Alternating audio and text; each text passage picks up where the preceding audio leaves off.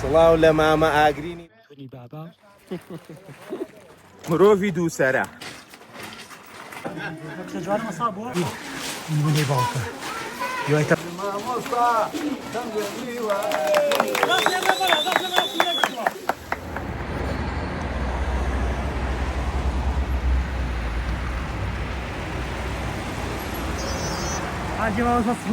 سڵاو لە مامە ئاگرینی بەڕ و بەحر شوێنی خۆشەویستی یەکەمی ژینگە دۆستان ئەمڕۆ ڕێ بۆ باسکی کوێ سواری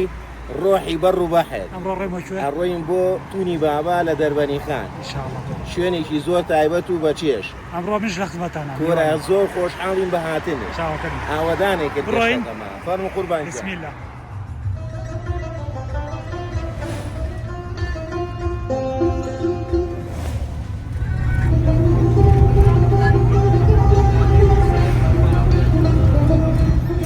چاوەکاندا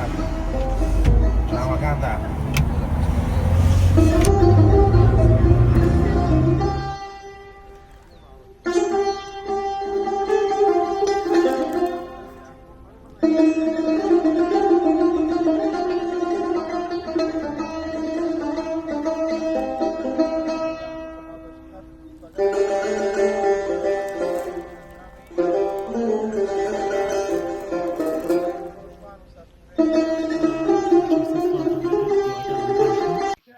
هات وڵاتان بۆ بڵۆژێکی نێو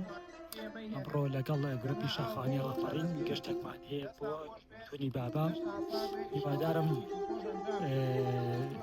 گەشتێکی پرچەش ئەنجام بدەین و ئەو دیمەنانە بینراوانەی کە ساڵەها بەتەمان ببینم بۆ ئێوە خۆشەویستی گوازمانێ و سنۆی دیمەرگان لێمە بۆ ئێوە خۆشەویست و بینەریش لێوە بەڵێ هاوڕانی خۆشەویستی ماکۆ مامۆستا ناسڕەدین بۆ باس کردین ئێمە وردوەردە دەست دەکەین بە ڕۆشتن بۆ ئەوەی بە خزمەت ئەو سروشتە بکەین کە لە تونی بابا هیوادارم بتوانم ئەو دیمەنە جوانانەی کە لە ناو تونی بابایە بۆ ئەوەی بۆ ئەوەی خۆشەویستی گوازمانێ کاک دکتۆر سەباح کاک محەممەد عەباس ئەمانە فۆتۆگرافەرن ئەتوانن لە ڕیز لایەن چی دیمەنێکی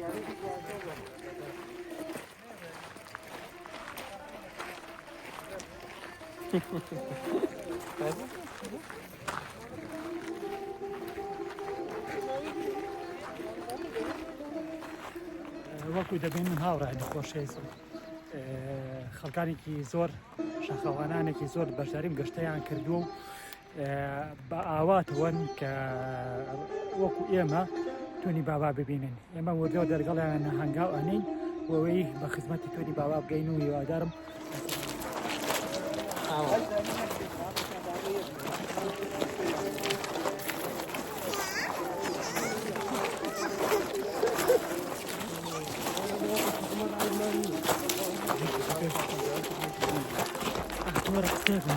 زۆری ماوتیدا ئاوەنینە ماوەستا داخڵەت ئاسە تۆ بڵێ بینە دەرەوە تۆزیشی ماوەشەڵا نازانڵ جێوشتی وایە وەڵی ئەوە ئەفسانەی کۆنە مامە ئاگرینشان ئەڵێن هەژیاکی تیا بە کاتی خۆش یاگە دووسەر بووە اینجا منافسی نەبووە کاتی خۆشی ئەمان دەساودەست گێڕاوەتەوە تاڵێن پاشایەکە بووە وتێتی هەر کەسێک بچێتە ناوتونی بابا و ژمارەی دەرەکانم پێ بڵێ دەرەکان بە مانای ئەو ڕێڕەوانەیە کە تیا لێ بێت ئەو فەرعانەی کە لێ بێتەوە اینجا کوڕە هەژارێک هیچی نابێ حەزی لە کچی پاشا بێ هەڵاسا گیانفیداگەکە بۆ ناو تونەکە ئەویش ئەکرێتە ئینکاری و ئەڵێ ڕۆمباوشەڵە کوڕمە ڕواز بێنە کوڕە ژیانی خۆ خۆشم هەڵا هەرە ڕۆ ئاگری جەرگەڵ یەکرێ و ئەڕوا باوکیشی بە دوای ئەڕوا ئەڵێ با کوڕەکەم بە تەنیا نەبێ شەوێک شەو یان بەسەر لە ناو تونەکە ئەمێنەوە اینجا سەرۆکنی یەکتریەکەون باوکەکە سەری لێرەیە کوڕەکەش سەری کردوتە خواردانی بە پێچەوانەوە ئەشگەهاکە لە نوێ شووریە بۆیان ئەڵێ مەسافەکەی زۆرە بەس دوو دێڕیپی ئەڵێم ئەڵێ تونی بابا 1990 دەرە تا ئێستا نەمبینیوە مرۆڤی دووسەرە ئیترە تۆقێت هەژیاکە لەو دووسەرە تۆقی ئەڵێ گەر سەرێکی بخۆم سەرەکەی تر پەلامارمەیە لەبەرەوە وازێنێ و ئەڕوا ئەوانیش خەوەی کە مەبەستیان بوو ژمارەی دەرەکان بووە سنۆ بە پاشاڵێم ئەوەنە دەری هەیە پاشاژەڵێ دەک پیرۆزی بێتەوە لە مەلا کوڕی خۆمی بشی پێشکەشەکە و ئیتر ئەوەیە کە هاڵێ خی گەورە بۆ بنێرە کەس نازانێت لە کوێ بۆیە ئەڵسەیان مشتێکی ترە بیزەستر بابەتە وەستە خوێنمانەڵەن تەنانەت کاتێک کە سوورت لە ناسکەوتە کە کوڕۆ باوکەکە شمشێرشیان لێ خۆیان کردێتەوە حاضر بووم بۆ گەرەگە بەڵێ شمشێریان پێ بووە یانیەوە نا ئەو تونا و نەترسناکە ئەنوا جۆران دابایتە شمشێریان پێوە بەڵێ چی بژی گروپی بژی گروپی شاخوانی ڕاپەڕین بژی گروپی ژینگە دۆستان بژی گروپی شاخوانی ڕاپەڕین بژی هەر بژی ماماگرینی پاسکیل سوار و ژینگە دۆست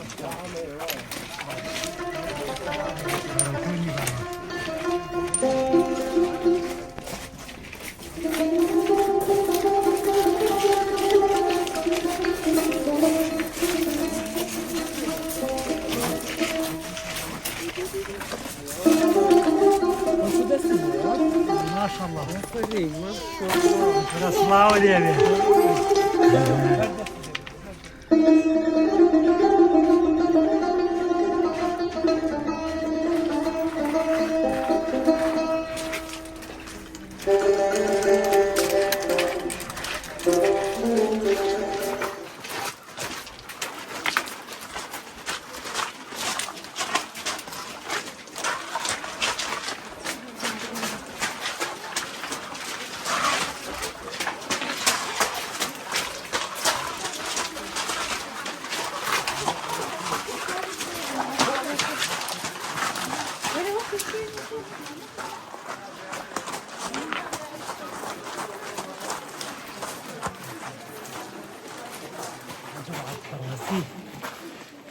نازم زود رفتیم و نازم کاری چیه زوری لکه کارکاری اوی که ضد اخوانزی با بیمرکاتی گوازی دوانی بالا من با بکامل داشتیم تا اوجی من نبیم روانی که اما معنی خاص من سر با این خوشی گوازی مصاب با ما مصاب چجوری مصاب بود؟ وای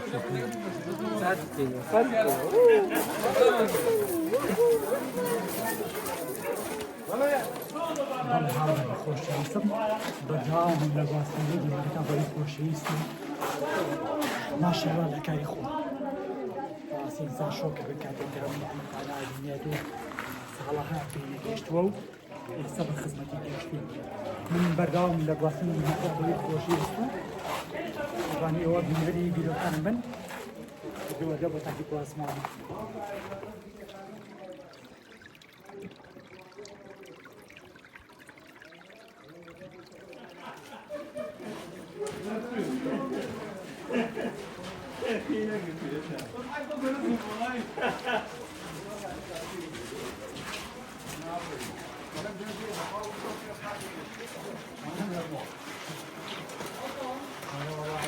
جماعة تصويرة ما وصلنا قشنا الجهاكا والله يكتب زمان خريقة سعيدة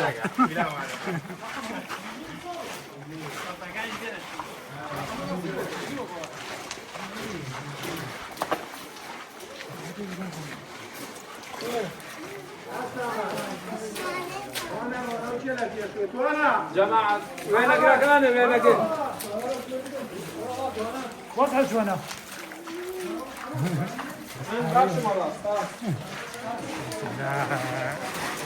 كاتي قشتك معنا يجي دعوته وزوسي تاكي سرنجي أم باكو هنا على بارك من سرتاي قشتك معنا وتا إستا أمين على با نتشكي أم باكو ويا تاع سما دغوني بخوي نجي براسي مني باكو يويتا من درجيان بو خواصني إن شاء الله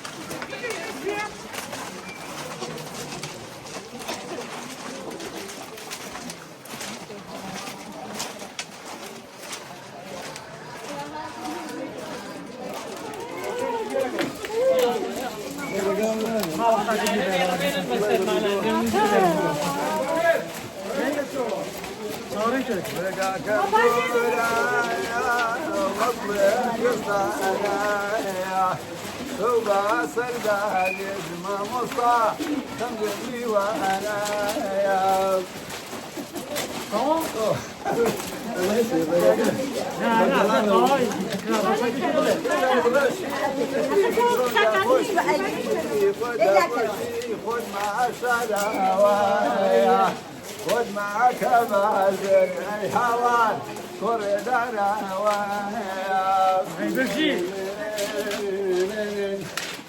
راسخو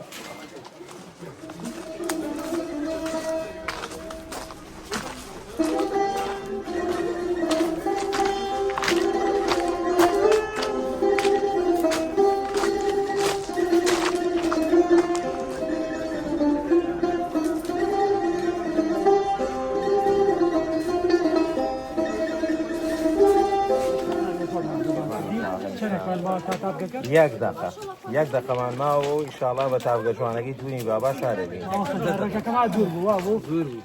ڕێگاکەم تۆنایە تونی بەبانایە ڕێگاکەم تۆنایە تونی بەبانایە شەو بە سەردا بێت مامۆستا خەم لێ میوانایە شەپڵێک دەی بەخێر بێتەوە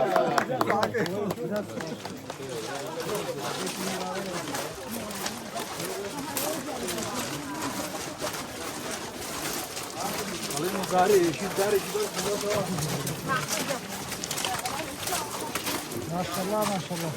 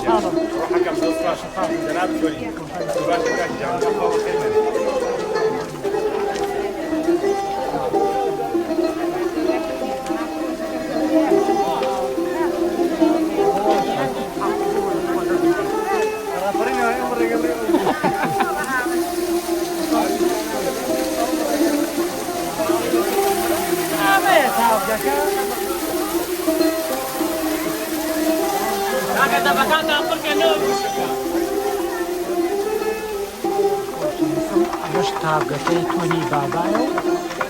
و دوای دوێرتنی وێنی یادگاری تەوردۆدە بەچێڵی ڕێک بەرەو خوارەوە سڵاو ڕێزوە کاگاگرینی خۆشەویست ئەمڕۆ کۆتاییمان بەو گەشتە جوانەی تونی بابانەوە لە تاڤگەی یەکەم